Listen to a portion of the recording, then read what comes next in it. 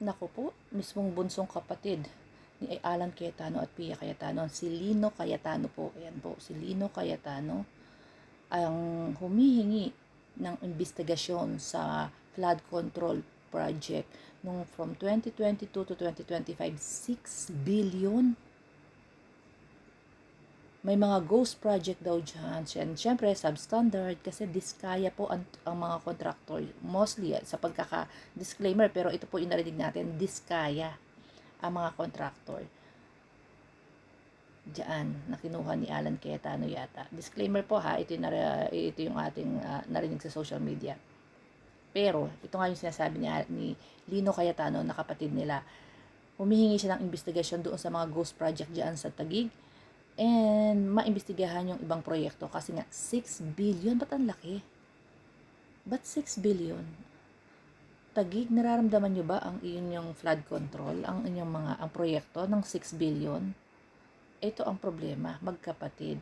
Ang nagsumbong yung bunso. Kaya medyo malaki problema talaga nito ni Alan Cayetano. Hindi pa tapos dito.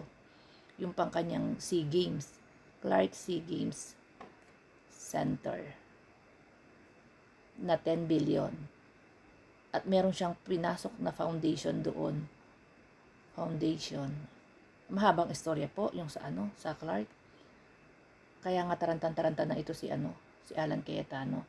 Iniisa-isa daw sila. Talagang iisa-isahin namin kayo, leche kayo, mga magnanakaw kayo. Dapat kayo talagang isa-isahin. Sino gusto mong isa-isahin? Sige, paano namin iisa-isahin? Meron bang kaso si Win Gatchalian? Meron bang kaso si Tito Soto? Meron bang mga aligasyon sa kanila?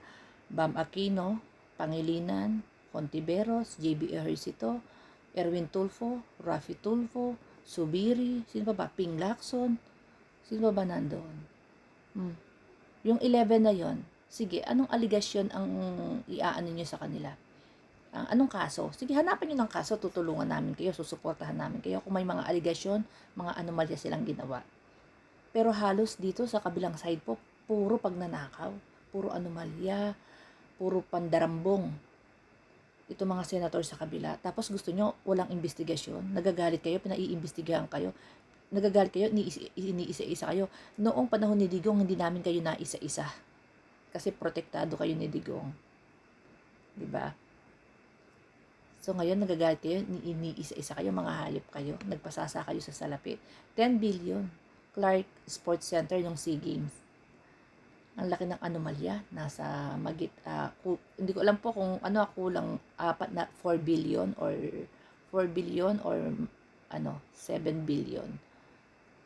Kasi ipinasok pa diyan yung intelligence, yung intelligence fund ni Digonyo. Alam niyo ba kung bakit pinapasok nila sa intelligence fund or kung saan sa amang fund yan? Kasi doon doon nakakalusot sila sa liquidation. Pwede silang lumusot doon sa liquidation. Di ba? Mga animals. Ngayong naiimbestigahan kayo, nagyayaw-yaw kayo diyan sa Senado. Hindi ba dapat, opo, makikipagtulungan po kayo kung ano pa po ang maitutulong namin. Dapat ganun, di ba? Dapat ganun ang reaction. Sige po, open po kami sa investigasyon. And kung ano po yung maitutulong namin, kami po yung makikipag-coordinate, makikipagtulungan sa inyo. Kaso hindi, galit.